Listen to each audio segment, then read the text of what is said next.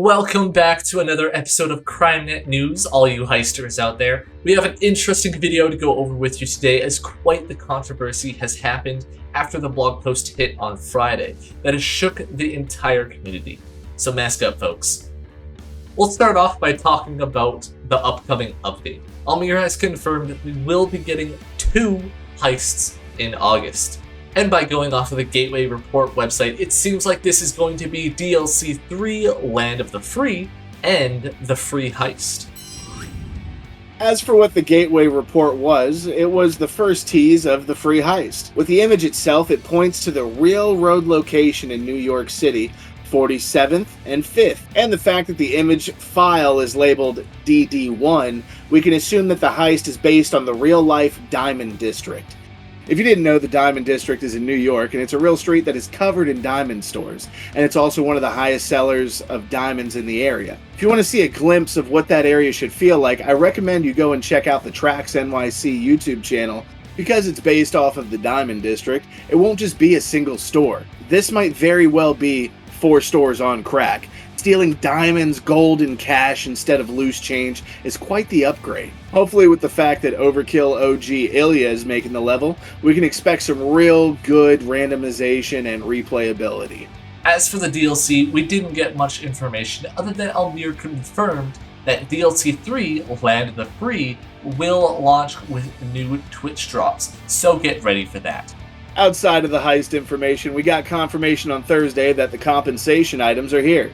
But sadly, the rollout was less than ideal. It seems potentially over the weekend, most of the issues have been resolved in terms of players not receiving their items or receiving duplicates. But if you're still someone who can't receive their item, Starbreeze is asking that you contact their support for additional assistance. Raid World War II is back. After a year-long update made by some community members, Leon, Rex, and Zealotron. With this Resurgence update comes a major rework of many systems, none other than picking up multiple bags, a complete rework of the skill system, more war cries, changes to enemies, and much more.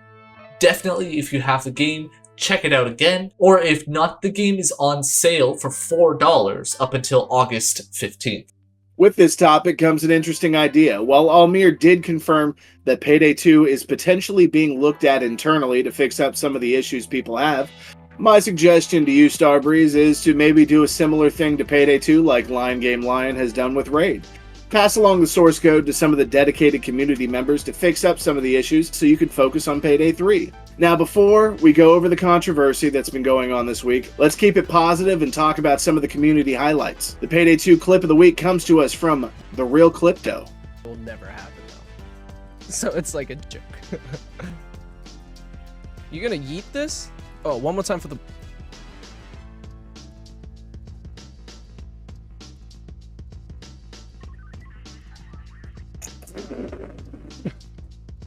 Wow, just talk about a crazy shot right there. 1 in a million, truly.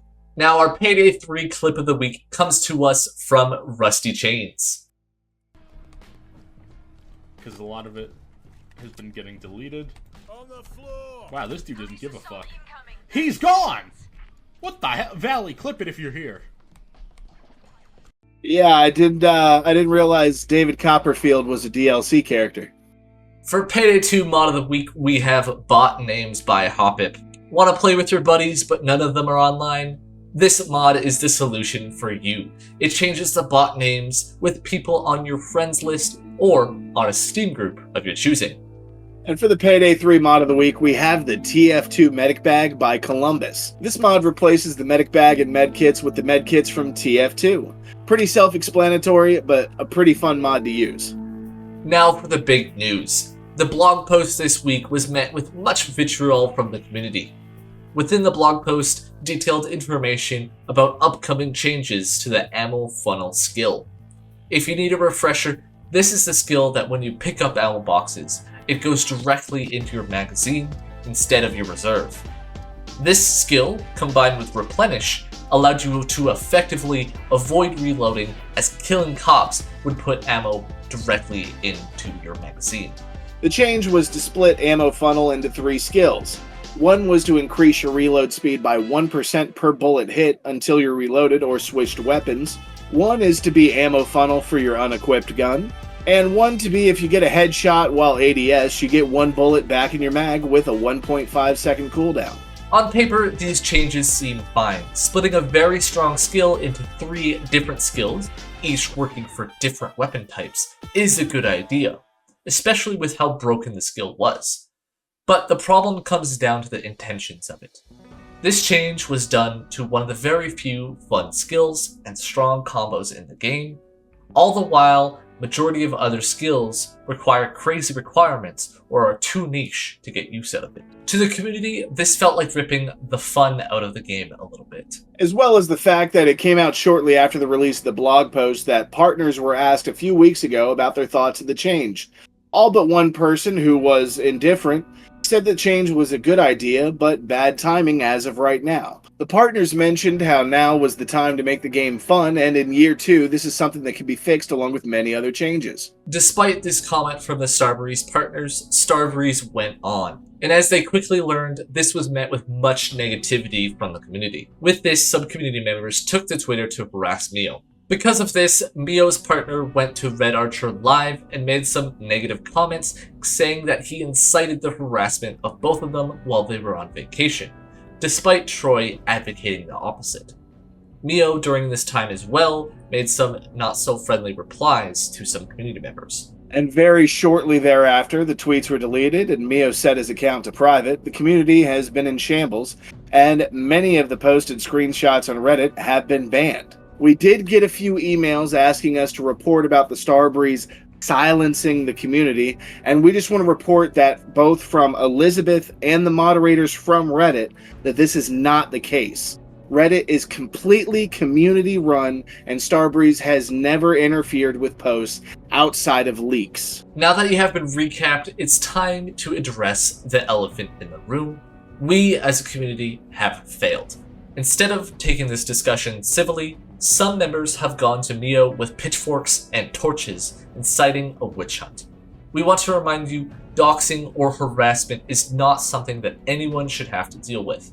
Yes, what Mio may have done was not popular, but at the end of the day, this is just a video game. Mio is a person just like you, and mentally scarring them over some changes is just childish. As for what the reason really is, I don't think it happened because of the skill changes. Yes, the changes were very much needed as the combo is overpowered, but I think it's everything around it. Since the launch of the game, Starbreeze has made mistake after mistake, pertaining to not listening to its fan base. Complaints about online only, complaints about the armor system, the skill system, the modifiers, all of it has been ignored. And when asked directly for feedback, even that feedback is ignored. Starbreeze is alienating their audience, and in a moment of weakness, the audience lashes back. This was the straw that broke the camel's back, and is not about the fact that they changed some skills. Starbreeze does listen to our feedback and writes it down, but the slow cadence of the updates mixed with the PTSD of overpromising and underdelivering in the past is making them not want to speak. Something needs to change in Starbreeze if they want to survive as long as they did in Payday 2. At this moment in time, we do not know of their current plans, whether they will continue with the change or revert it due to the complaints. As for now, Starbreeze has made no statement, but it is the weekend. Expect a statement from Starbreeze in the near future, and we'll be covering it when that does happen. As we close up on the episode, we would like to remind you, please keep civil in the comments. We do not promote harassment or bigotry in any sense. We'd love to hear about what your thoughts are about the changes though, and I'm sure Starbreeze would as well. Thanks for watching everybody, and keep those helmets flying.